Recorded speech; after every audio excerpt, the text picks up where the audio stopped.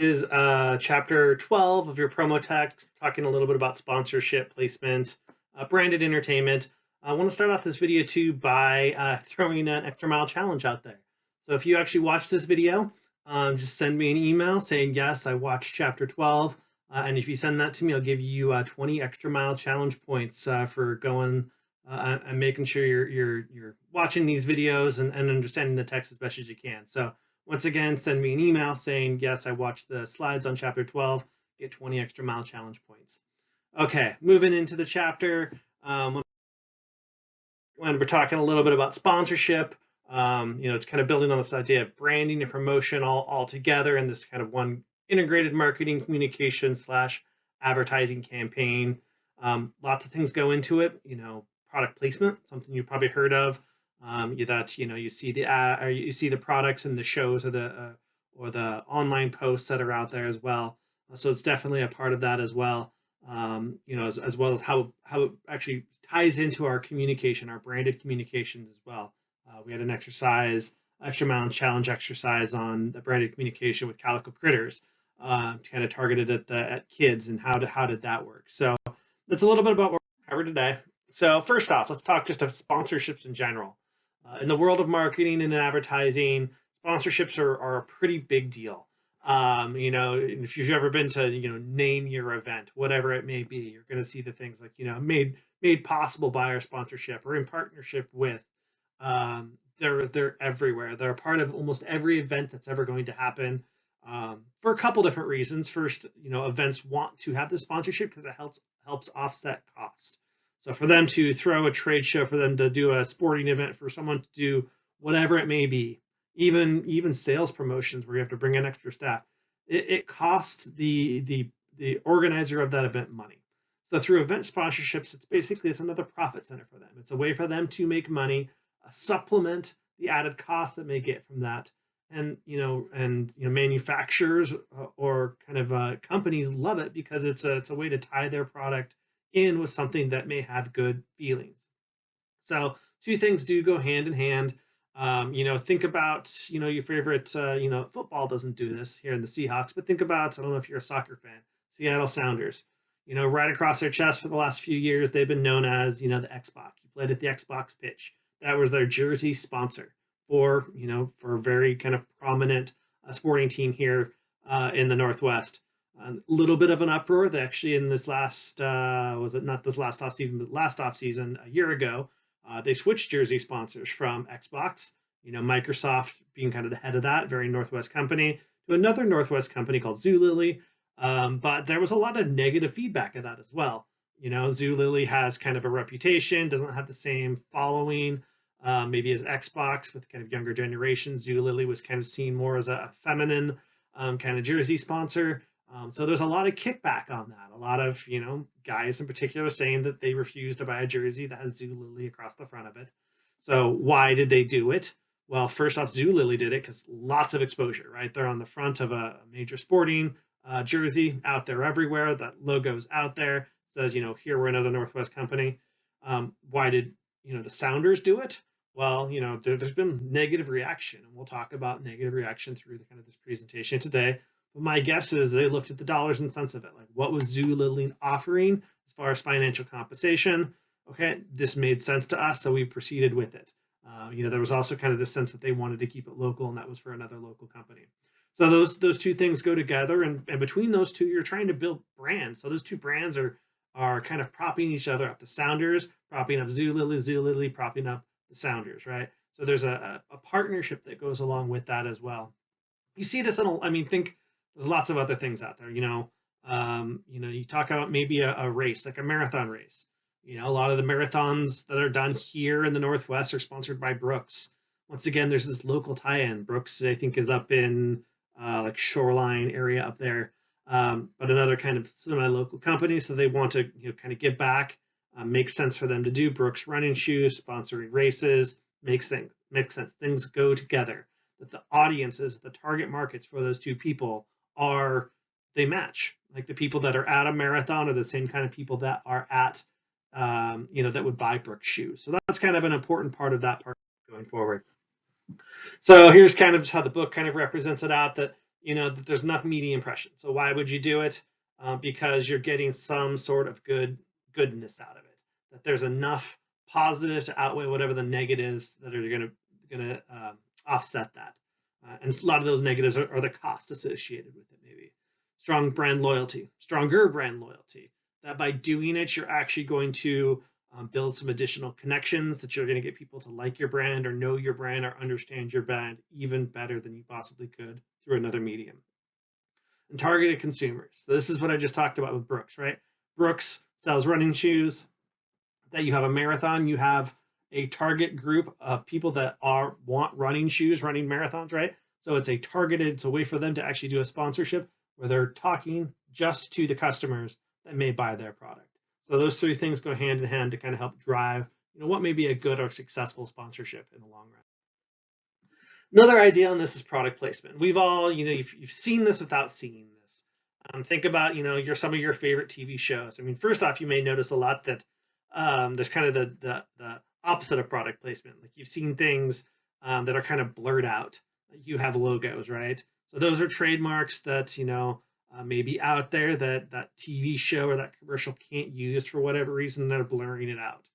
Well, the flip side of that, there's a lot of companies that want that product to be there, that they want that person to use their Coke or to use their product. And I'm thinking like Coca-Cola, because you see that a little bit everywhere. But kind of one of the most famous ones, back in the movie, back in the 80s, there was a movie called E.T.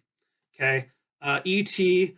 Originally it was, an alien and some kids. And if you haven't seen E.T. by now, you should go watch E.T.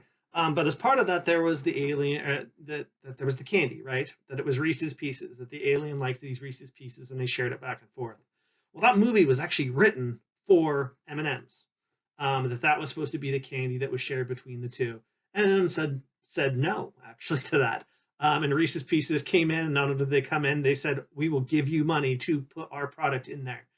And since then, since when that movie came out, that Reese's Pieces, there was, a skyrocketing sales as a result. As part of this major blockbuster kind of movie. You see this all the time too, like, even influencers is a modest area of this. So we're talking social media advertising, social media marketing, getting, people to talk about your product or to have it in the background of something they may use. So getting that product in places that you're going to have some sort of promotional impact is definitely a positive thing.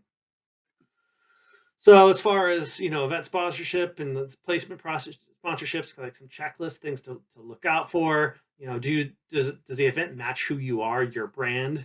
Is it going to draw that target audience? Are you going to be able to deliver that message that you want to deliver to them, and how often? That it's not just a lot of times you see, oh, you're the title sponsor. Really, all that means is your logo is the biggest on the back of the event T-shirt. Well, that's not really what you're looking for. You're looking for some sort of sustained message that's going to go out there. That there's going to be some sort of be able to tell the story of who you are. That you'd be able to talk about your company and not just that logo. Are you going to be able to be as part of the invitations, the promotion that leads up to that group? A lot of times you'll see this, like whatever event brought to you by. You hear that on the radio, you see that on the ads, whatever it is, that company logo is right there. So when they're telling the story of the event, they're telling the story of your company as well. Is it going to be relevant? Does it tie in with who you are? Is it going to have some sort of promotional internet, digital kind of aspect to it? And is it going to integrate with kind of your overall brand communications? Does it make sense for you to do? Does it match everything that you're doing, and it's not just a one-off piece of marketing or advertising? So another thing to do is branded entertainment, and they talk a lot about, they'll talk about NASCAR here on the slides and in the book, and that's definitely the sponsorship, the highlight of branded entertainment, right? Literally, company logos are on the hood. I'd already talked earlier about things like, jersey sponsors falls into this, but those logos and those companies tie advertising and tie marketing to the things that people want to go to, that are being the draw for large audiences or large crowds. So NASCAR, honestly, I was actually lucky enough to kind of be part of a NASCAR sponsorship, and it's quite interesting thing. Worked for Weyerhaeuser when they were doing a sponsorship with NASCAR. We had a driver, we had a car, all painted out. And the truth is, like, the fans are loyal, and they see that company. They want to support the companies that support their favorite sports. It may not always make sense, but they definitely do. So the people that these kinds of sponsorships definitely play off, especially the long-term sponsorships where you see year after year after year, you get that repeated messages, and especially for winners, right? So you think about the whoever it is out there, in soccer, actually the Sounders are pretty big winners. So would Zulily pay a lot of money to be on the Sounders jersey, knowing that the Sounders are going to be on primetime games, are going to be on playing in the postseason? I'm kind of surprised. Like, you don't see it on NFL. NFL's made that kind of thing. You're not going to put the jersey on, but there's definitely official this and official that of the NFL. Baseball, softball, football. What other sports are out there? Usually, like, the more you kind of step off the top tier of baseball, basketball, and football, you start seeing jersey sponsors as pretty much a day-to-day life, and especially internationally. Talk about the biggest names in the world. I mean, truthfully, like, in world sports, soccer or football is way more popular than you could even imagine. And a team like Manchester United, which again, I believe, I'm probably going to date myself, but I'm pretty sure Chevy is still their title sponsor. Don't watch a ton of soccer, even though I'm talking about it today, but it's definitely worth it for them. That's a world team, not just U.S. and local, like the NFL, very targeted U.S. audience. Manchester United has followings all over the globe. So just what to look out for when we're talking about this branded or event sponsorship communication. Oversaturation. First, you just don't want to be out there too much. If you get out there too much, people actually just start ignoring it. Like, it just becomes a day-to-day, yeah, you're there, but why are you even there? Or we don't even notice you. We don't see your logo anymore. It's just part of what it is. So is there going to be a conflict with some sort of media? Are you going to, agree with everything that's happening? This actually kind of came up with the NFL. NFL's gone through some tough times in the last few years, things like concussions. That, do people want to tie themselves with the NFL? Huge following, but maybe not, maybe not the impact that they want. Like, it may have this huge lot of eyes on it, but it may not be showing what they want. Unpredictability. You never know what's going to happen. Let's talk about, it's tragedy. We have to kind of say that as I'm going to say this, but there was a few years ago, right, the Boston Marathon bombing, right? That that this was out there. Would you want to be the title sponsor of that? Is there any way that you can have some sort of negative connotation or negative reaction by your company being sponsoring something bad happened at? That's a very extreme example, and not that the companies did anything wrong there. But it's kind of this idea that you're attaching yourself to an event. So if things go wrong at the event, you never know what could be a result of that. And also just kind of this need for full disclosure, that you can't really, with these kind of sponsorships, they are true sponsorships, they're true partnerships, in that these companies are working back and forth. That you need to make sure that you're telling them why you want to be the sponsor, and they want to know why you would want to sponsor them. But those two things have to match up, and you need to kind of be truthful with your audiences as you go into that partnership. All right, so kind of this brought up this idea of branded entertainment too, and we did have a little extra mile challenge on this covering Calico Critters. That that this idea is not not abnormal, and especially with kind of kids and toys and that modern day kind of society. You can think of things like Pokemon. There's all sorts of the pop culture stuff that we have tie into how we entertain ourselves as well.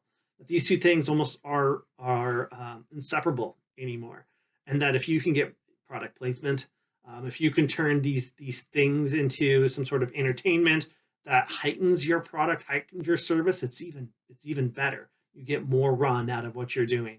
Once again, oversaturation. It can be a big thing. Think about Pokemon. There for a few years, Pokemon was a little bit of everywhere. And there's people like me that just kind of rolled their eyes and couldn't handle it. But and even some of the loyal people that just became too much a part of their life. So some other things can kind of draw back into that as well. But just realizing that the partnerships between products can turn into these entertainment functions as well. So global, that that's it's we've already talked a little bit about kind of this global atmosphere, but here's kind of the case study that the book lays out. That Heinz, of Heinz ketchup, was wanting to sponsor something called Dinner Doctors in the UK, but there are some laws and regulations that govern that say, okay, you can't actually be in the programming. You may have a sponsor at the beginning or end, or you may have a product placement. But how those companies, get into that branded entertainment may be different based on the laws of the individual countries that they work within.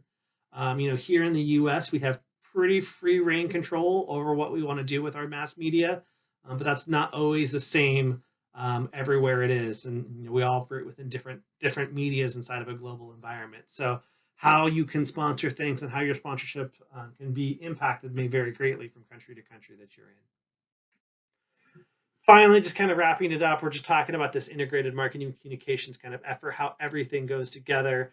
That this idea of sponsorships, it's definitely a form of advertising and it's a form of marketing that's effective because it builds brand loyalty and it ties your product in with things that usually have high efficacy, where people are enjoying what they're doing. But it can get away from you too. That once you're just putting a logo on, you're not really controlling all of marketing or all advertising. You're letting that company do it on your behalf with your logo on there. That you lose that integration of the integrated marketing communication. That I'm no longer putting the message out there, deciding where it goes. That the people I'm partnering with are doing advertising and just putting me along with them.